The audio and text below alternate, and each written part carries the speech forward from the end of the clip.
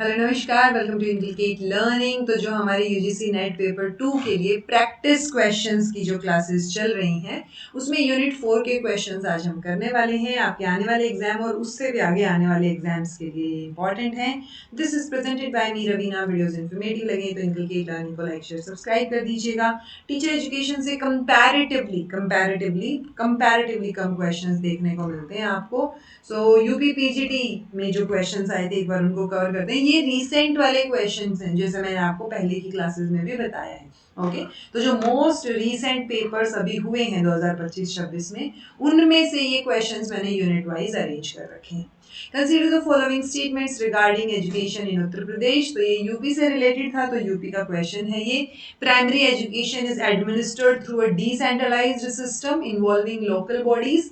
तो ये स्टेटमेंट जो है वो इन जनरल सभी स्टेट्स के लिए लागू होगी। हाँ, प्राइमरी एजुकेशन को डिसेंट्रलाइज्ड सिस्टम के थ्रू हम जो है लोकल बॉडीज को इन्वॉल्व करते हैं। Okay, secondary education is regulated by Uttar Pradesh Madhyamik Shiksha परिषद। सो ये यूजुअली हर एक स्टेट का अपना अपना अलग बोर्ड या वो चीजें हो सकती हैं जो मैनेज करती हैं। Higher education is govern by universities under UGC and state government. तो ये स्टेटमेंट भी सभी स्टेट्स के लिए सही रहेगी। फिलहाल के लिए ये तीनों स्टेटमेंट्स बिल्कुल सही हैं, करेक्ट हैं। Okay, in Uttar Pradesh the affiliating system in higher education primarily serves which structural function. So कौन सा स्ट्रक्चरल फंक्शन जो है वो हायर एजुकेशन में सर्व किया जाता है? Linking colleges with universities, curriculum, examination और डिग्री अवॉर्डिंग के लिए। हाँ, ये सब जगह ही होता है, ना सिर्फ यूपी, बाकी जगह भी आप कॉलेज को मतलब कॉलेजेस यूनिवर्सिटीज से लिंक होते हैं। कि मान लो कुरुक्षेत्र यूनिवर्सिटी है हरियाणा की, तो उसके अंडर कौन कौन से कॉलेजेस हैं या कितने कॉलेजेस लिंक्ड हैं, तो कोई भी कॉलेज जो होगा वो किसी ना किसी यूनिवर्सिटी से तो लिंक्ड होगा।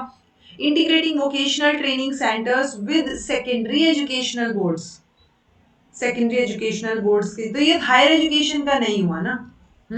Coordinating school level institutions with state agencies for administrative purpose, ये भी हायर एजुकेशन से रिलेट नहीं किया। Regulating private coaching institutions through standardised admission process, तो हम ऐसा कुछ रेगुलेशन करते नहीं है, किसी भी स्टेट में भी ऐसा कोई रेगुलेशन प्राइवेट कोचिंग इंस्टीट्यूशंस का नहीं देखने को मिलता है। तो ऑब्वियसली ऑप्शन ए ही हमारा सबसे बेटर और सिक्योर ऑप्शन है।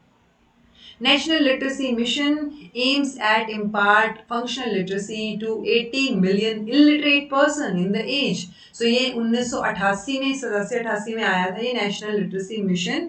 और ये कौन से एज ग्रुप के लिए था? ये 15 से लेके 35 के एज ग्रुप के लिए था। तो आपको ये एज ग्रुप याद रखना है, ये किसी भी एग्जाम में आपके लिए हेल्पफुल इंफॉर्मेशन हो सकती है। Which statement is not about lifelong learning?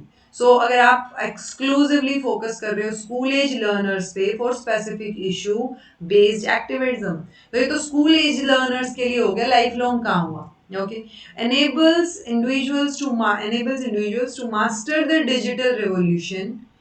Okay, आप यानी इंडिविजुअल्स को काबिल बना रहे हो डिजिटल रिवॉल्यूशन में मास्टरी करवा के।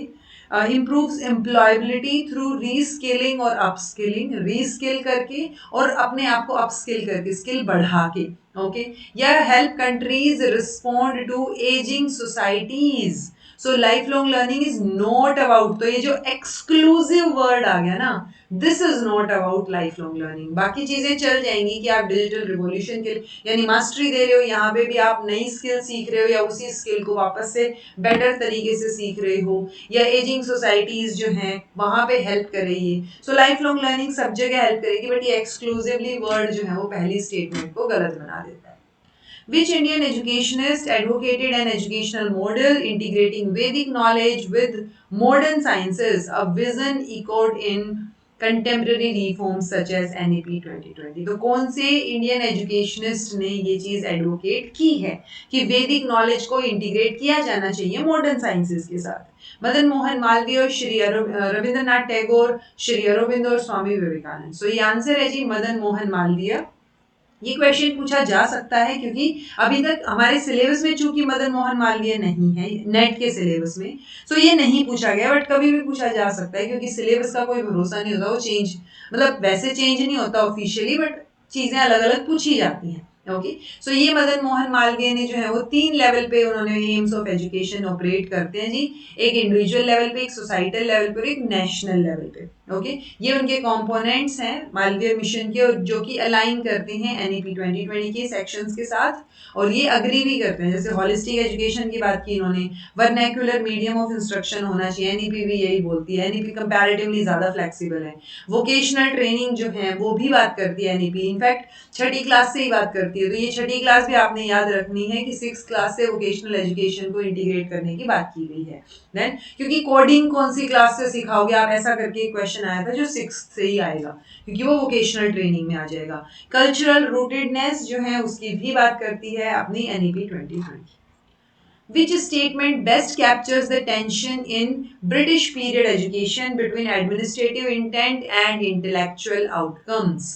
तो कौन सी चीज जो है वो बेस्ट कैप्चर करती है उस सिचुएशन को, जो ब्रिटिश पीरियड में जब एजुकेशन प्रोवाइड करने की बात हुई तो एडमिनिस्ट्रेटिव इंटेंट था और क्या आउटकम निकल के आया। यानी आप इंटेंट तो आपका कुछ और था, किसी और इंटेंशन से आप इंग्लिश या एजुकेशन सिखाना चाह रहे थे इंडियंस को, लेकिन एडमिनिस्ट्रेटिव इंटेंट अलग था, बट आउटकम कुछ और ही निकल के आया।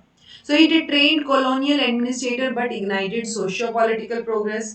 It removed social stratification. Social stratification तो कभी remove हुई ही नहीं, ओके अभी भी है। It ensured universal access and equitable development across society. It promoted indigenous knowledge, reviving traditional institutions.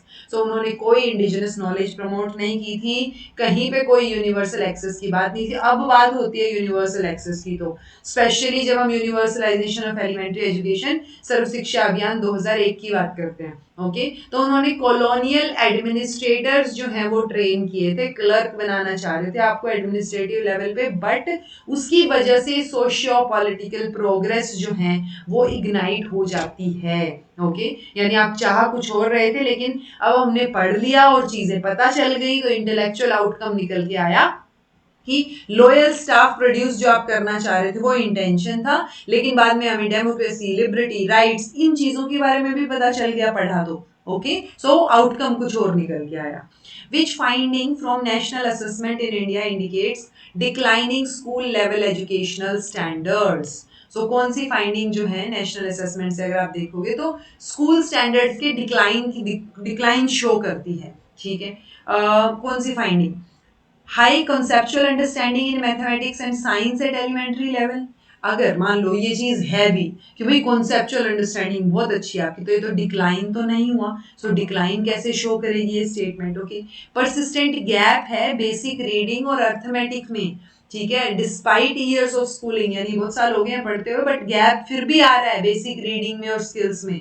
Uniform achievement across rural और अर्बन स्कूल्स, अगर यूनिफॉर्म अचीवमेंट है भी दोनों लेवल पे, सो वो भी डिक्लाइन को शो नहीं करता है। इम्प्रूवमेंट अगर है फाउंडेशनल लिटरेसी और न्यूमरेसी अक्रॉस ग्रेड्स, ये भी डिक्लाइन को शो नहीं करता है। तो डिक्लाइन को तो ये गैप शो कर रहा है ना, कि परसिस्टेंट गैप जो आ रहा है वो स्कूल के लेवल को, स्कूल के जो एजुकेशनल स्टैंडर्ड्स हैं स्कूल लेवल पे, उसको डिक्लाइन, उसको डिटीरियोरेट हो रहा है, वो शो कर रहा है। राइट सो आप एक बार अगर आपको कुछ ना भी बताओ तो भी अगर क्वेश्चन को ढंग से पढ़ोगे, इट्स लाइक डिक्लाइन की पूछ रहे हैं ना, जैसे कई बार एडवांटेज या डिसएडवांटेज पूछते हैं कि वो स्टेटमेंट चाहे सही भी हो पर वो डिसएडवांटेज है कि नहीं है, वो देखना है आपको।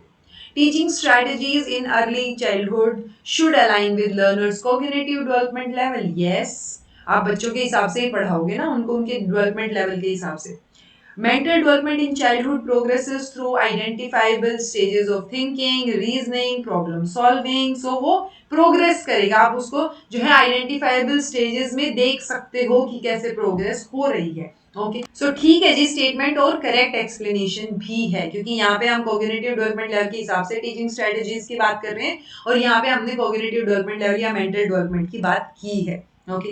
Which of the following situation reflects non-formal education rather than informal? So कौन सा जो है वो non-formal को show करता है? Learning language through everyday exposure, ये तो informal हो गया। Acquiring values through peer influence, ये है attending a structured community training program, और through family interaction आप चीजें सीख रहे हो। तो जो family interaction, peer influence और everyday exposure से आप सीख रहे हो वो informal है, और ये जो आपने structured community training programme attend किया है ये आपका नॉन फॉर्मल एजुकेशन में आ जाएगा। Which body has formally integrated universal human values into technical और professional curricula in India? So technical और professional curriculum की बात हो रही है तो obviously NCERT तो स्कूल लेवल पे काम करती है, NEC जो है वो accreditate करती है, UGC जो है वो यूनिवर्सिटी लेवल पे काम करती है और नॉन टेक्निकल उसमें काम करती है. सो आंसर आपका AICTE हो जाएगा, all India council for technical education. In the context of secondary education in UP, which feature most clearly reflects the structural distinction between administrative control और academic regulations? तो administrative level और academic functions जो हैं उनका separation, क्योंकि ये क्या है, डिस्टिंक्शन शो करना है ना. सो इंटीग्रेशन है with in district level education officers, या अलाइनमेंट है सेकेंडरी एजुकेशन गवर्नेंस का हायर एजुकेशन रेगुलेटरी बॉडीज के साथ.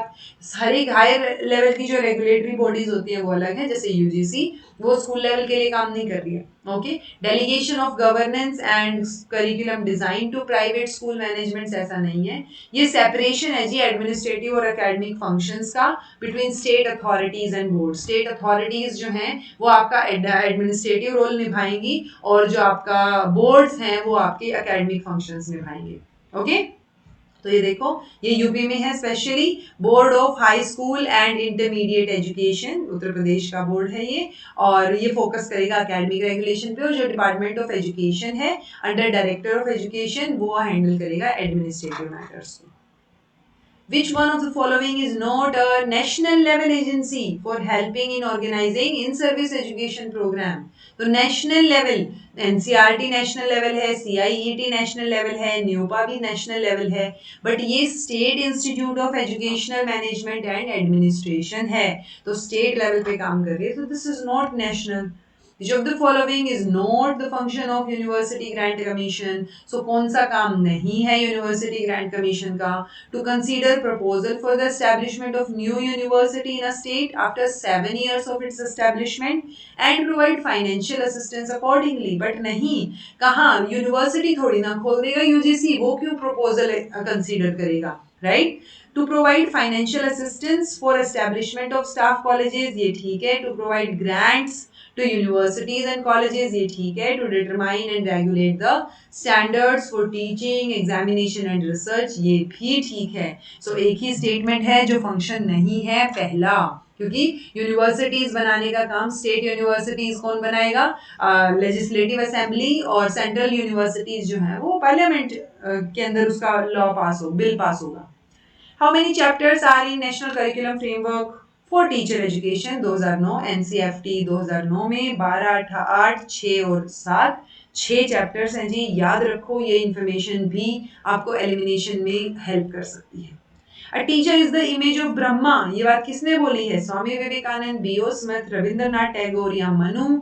ये क्वेश्चन कभी आया नहीं है बट पोटेंशियल है कि कहीं भी पूछा जा सकता है. मनु ने बोली है, उन्होंने टीचर को जो है, टीचर की इमेज को ब्रह्मा से कंपेयर किया है.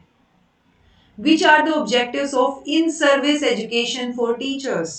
So objectives क्या हैं इन सर्विस की जब हम बात करते हैं? तो during the service you want to increase the professional efficiency. Yes, आप टीचर को और अपग्रेड करना चाह रहे हो, उनकी फाइनेंशियल इंसेंटिव को इंक्रीज करना, ऐसा कोई भी मोटो नहीं होता है. To help teacher to know their problems and solve by their wisdom. Okay, to provide the extra facility, कोई एक्स्ट्रा फैसिलिटी नहीं मिलती है. मेंटल आउटलुक डेफिनेटली आप ब्रोडन करना चाहते हो, ठीक है. सो ऑब्वियसली ये तीन ही स्टेटमेंट बची जी, 1, 3 और 5 हमारा सही आंसर हो जाएगा.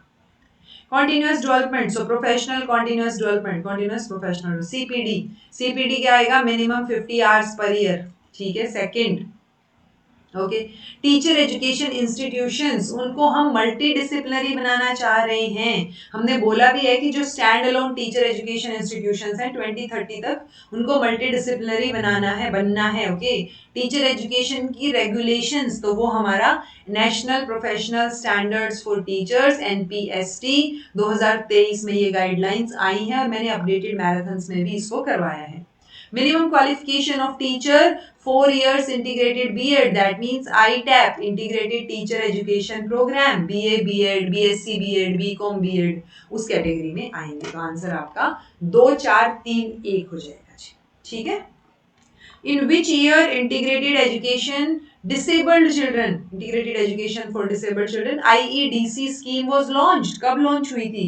71, 1970, 73, 74, तो 1974, 1974 आपका आंसर हो जाएगा. Which organization developed STAG, STCAG, STAG tool for assessing micro teaching? UGC, Stanford University, NCRT और NCTE. So आंसर इसका स्टैनफोर्ड यूनिवर्सिटी रहेगा जी. स्टैनफोर्ड यूनिवर्सिटी ने ये डेवलप किया है. Stanford teacher competence appraisal guide, ये इसकी फुल फॉर्म रहेगी. क्या है full form? Stanford teacher competence appraisal guide. Okay.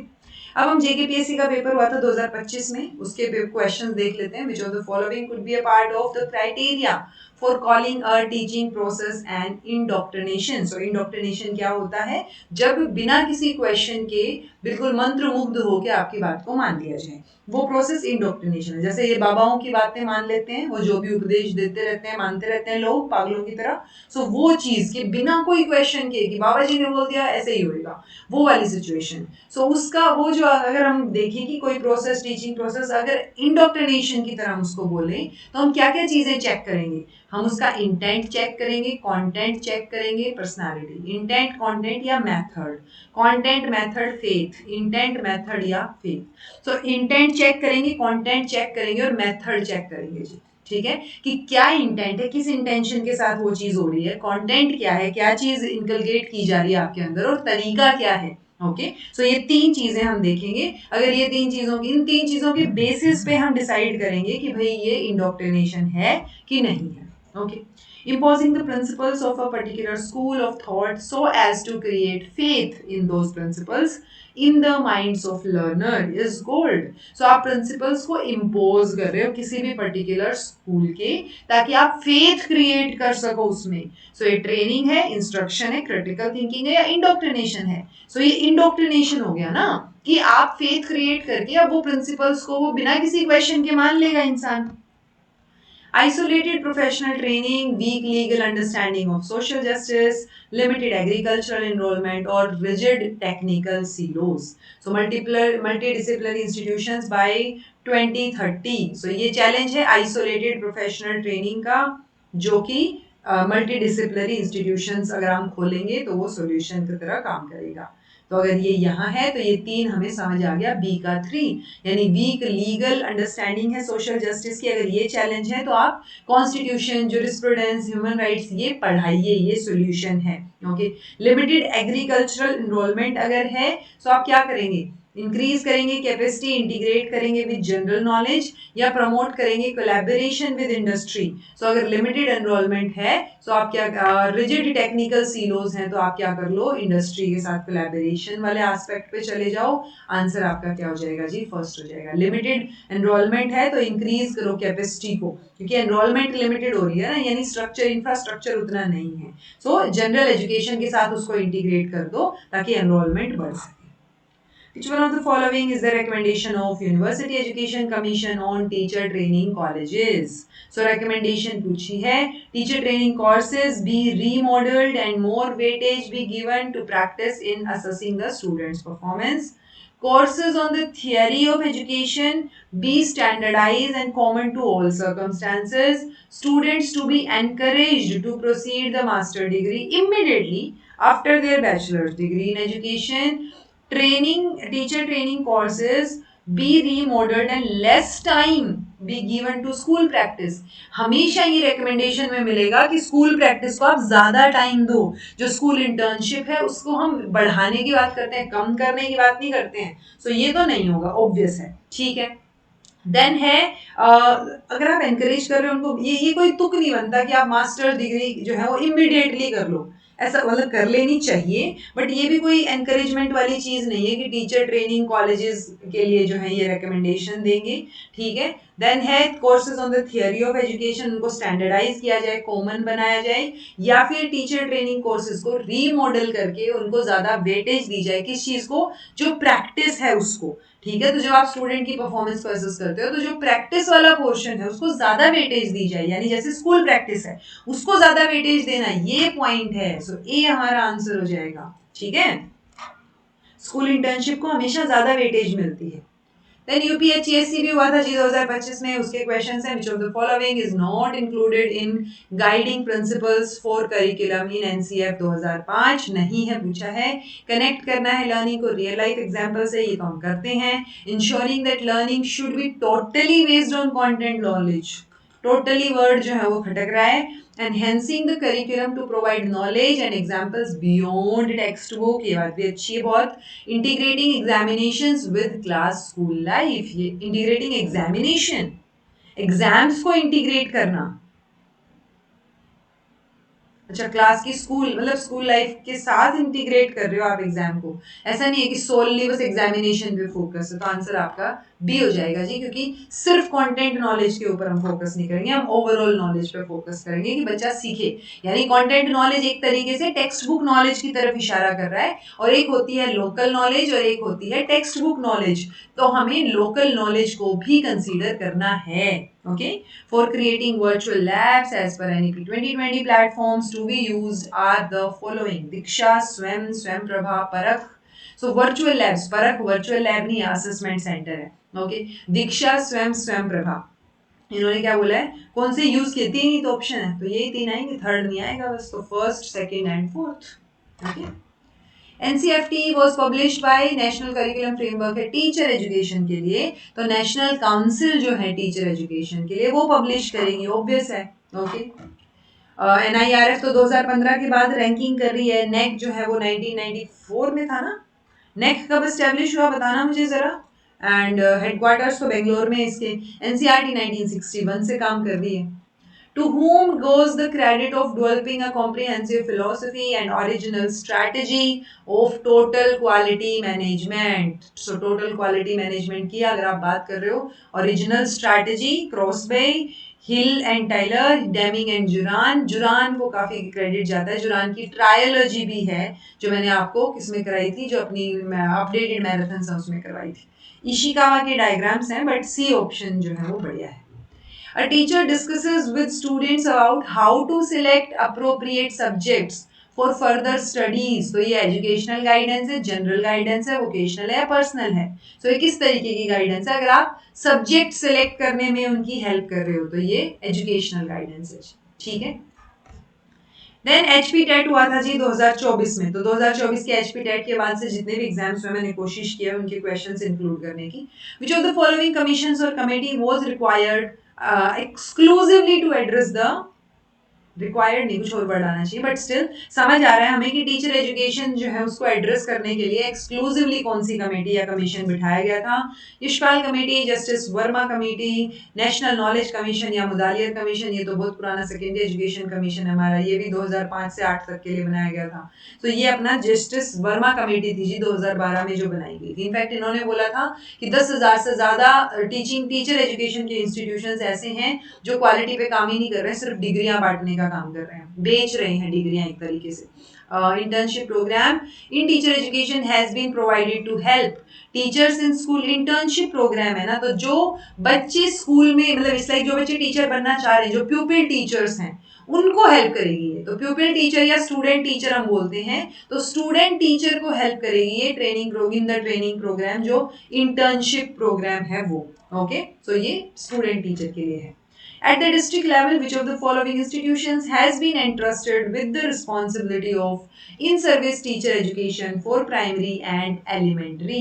So, primary और elementary level की in-service teacher education डाइट की रिस्पॉन्सिबिलिटी है, और CTEs जो है वो किसको संभालेंगे, क्या बोलते हैं इसको, सेकेंडरी एजुकेशन। ठीक है, तो आंसर आपका डी हो जाएगा जी। अच्छा मुझे बताना, CTE संभालेंगे या कोई और क्या फुल फॉर्म रहेगी उसकी? सेकेंडरी एजुकेशन की in service teacher education training. Which of the following programmes are related to quality improvement in service? Foundation courses. Foundation courses तो इज लाइक बीएड हो गया आपका या मास्टर डिग्री होगी आपकी। So foundation course in service के लिए नहीं होता है। फाउंडेशन स्किल डेवलपमेंट, स्किल को डेवलप करना, courses on pedagogy, specific subject की पेडागोजी भी आप बीएड वगैरह में कर लेते हो तो वो इन सर्विस में नहीं आएगा। Induction training during the service होता है वैसे तो, मतलब सर्विस में जब आप आ गए तो इन्होंने पूछा कौन से रिलेटेड हैं। सो फॉर श्योर ए और सी तो रिलेटेड नहीं है। अगर ए और सी रिलेटेड नहीं है तो एक ही ऑप्शन बचता है बी डी ई। ठीक है, तो हम आंसर थर्ड के साथ जाएंगे जी। ये नेट में भी आया हुआ है क्वेश्चन। सो रिपीट होती हैं चीजें, नेट वाले क्वेश्चंस किसी और पेपर में, किसी और पेपर वाले क्वेश्चंस नेट में। ठीक है, broad functions of SCERT are design and development of integrated teacher education courses of 4 year duration. Okay, नहीं, okay, then preparation of a code of professional ethics for teachers, ये तो नहीं, SCRT नहीं करेगा, state level की body है। Accreditation teacher education institutions का ये तो नेक करेगा। करिकुलम, टेक्स्ट बुक और ट्रेनिंग रिसर्च इनोवेशन ये करेगा, करिकुलम डेवलप करना। SCRT जो है वो आपके स्टेट लेवल की बुक्स बनाएगी, NCRT के काउंटर पार्ट जो होती है। ठीक है, सो वो जैसे राजस्थान की जो SCRT वो बनाएगी ना, राजस्थान की जो स्पेशल बुक्स हैं अलग से, सो वो आपका डी आंसर हो जाएगा जी। Which of the following institutions is directly responsible for the professional growth of school teachers in India? School की बात आते ही आप NCERT पे चले जाओ, स्कूल से रिलेटेड नेशनल लेवल पे सारे काम NCERT करती है। सर्व शिक्षा अभियान adopted which of the following? Zero rejection policy, हाँ, तो सर्व शिक्षा अभियान जीरो रिजेक्शन पॉलिसी को अडेप्ट करता है। वो यूनिवर्सलाइजेशन ऑफ एलिमेंट्री एजुकेशन की बात करते हैं कि सबको एनरोल करो, फिर सबको रिटेन करने की कोशिश करो और क्वालिटी पे काम करो, रिजेक्ट नहीं करना है अपने को।